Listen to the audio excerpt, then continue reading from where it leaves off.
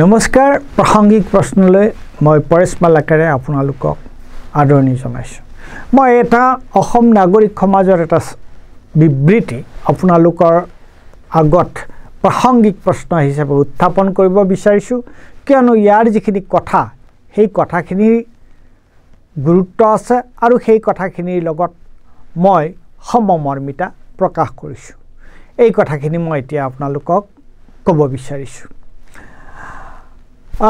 যোৱা কেইদিনমানত ঘটনা কিছুমানে আমাক হতবাক কৰিছে। তেওঁলোকে কৈছে, প্ৰথম ঘটনাটোৰ কেন্দ্ৰবিন্দু আছিল গৌৰৱ গগৈ আৰু তেওঁৰ পত্নী এলিজাবেথ কলবাৰ্ণ গগৈ।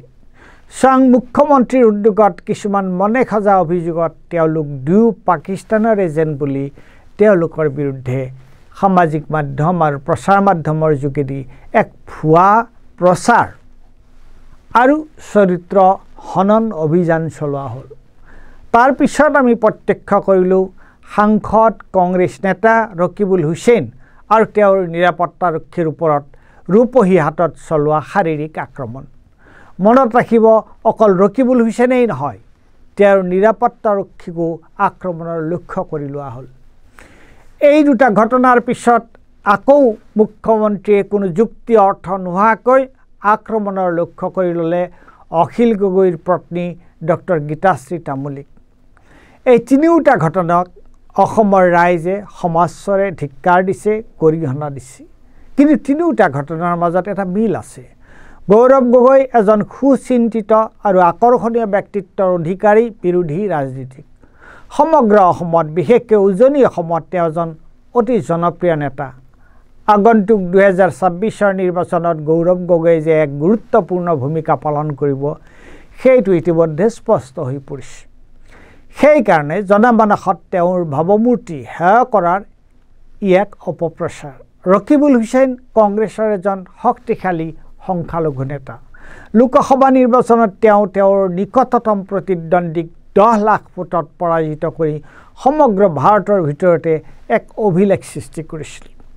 ৰকিবুল হুছেইনৰ দৰে প্ৰতাপী ৰাজনীতিকে যদি দিন দুপৰত শাৰীৰিকভাৱে এনেকৈ আক্ৰমণ কৰিব পাৰি, তেন্তে আন ৰাজনীতিক কোন কোটা?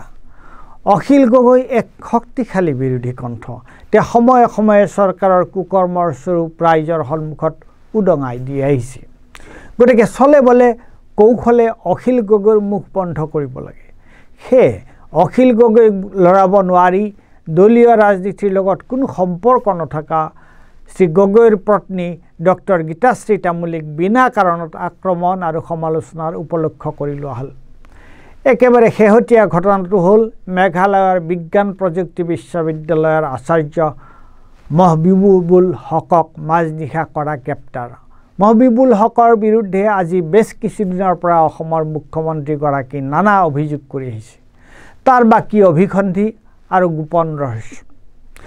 যোৱা এক দশকৰ বিজেপি শাসনকালত আমি এটা কথা লক্ষ্য কৰিছোঁ। বিজেপিয়ে তেওঁলোকৰ ৰাজনীতি আৰু মতাদৰ্শৰ বিৰোধিতা কৰা বিৰোধী ৰাজনৈতিক দল আৰু লেখক, বুদ্ধিজীৱী আৰু অন্যসকলকো দুৰ্বল কৰিবলৈ কেতবোৰ পদ্ধতি আৰু কৌশল অৱলম্বন কৰে। এই পদ্ধতি আৰু কৌশলবোৰ হৈছে ভুৱা প্ৰচাৰ, চৰিত্ৰ হনন, গোচৰ তৰা আৰু শাৰীৰিক আক্ৰমণ আৰু ভীতি প্ৰদৰ্শন। এই আটাইবোৰ হৈছে স্বৈৰতন্ত্ৰৰ লক্ষণ। তাৰ বিপৰীতে গণতন্ত্ৰৰ মূল বৈশিষ্ট্য হ'ল বাকস্বাধীনতা আৰু মুকলি বিতৰ্ক। আমি ভাবোঁ শেহতীয়াকৈ ঘটা এই ঘটনাবোৰ ভৱিষ্যতৰ আগজাননী। তাৰ মানে 2026 চনৰ বিধানসভা নিৰ্বাচনৰ সময় যিমানে আগবাঢ়ি আহিব, সিমানে বিৰোধীক এনে ভয়, ভাবুকি, ভুৱা প্ৰচাৰ আৰু শাৰীৰিক আক্ৰমণৰ লক্ষ্য কৰি লোৱা হ'ব। এনে এক পৰিস্থিতিত গণতন্ত্ৰ আৰু আইনৰ শাসনৰ পক্ষে থকা ৰাজনৈতিক দল, সাধাৰণ নাগৰিক, লেখক, বুদ্ধিজীৱী আৰু নাগৰিক সমাজৰ প্ৰতিক্ৰিয়া কি হোৱা উচিত? তেওঁলোক সকলোৱে ঐক্যবদ্ধ হৈ নিৰ্ভীকভাৱে এই অপপ্ৰচাৰ, চৰিত্ৰ হনন, ভয়, ভাবুকি আৰু শাৰীৰিক আক্ৰমণৰ প্ৰতিবাদ কৰিব লাগিব। তাৰ বিৰুদ্ধে অহিংস আৰু শান্তিপূৰ্ণভাৱে ৰাজপথত আন্দোলনত নামিব লাগিব। ধন্যবাদ।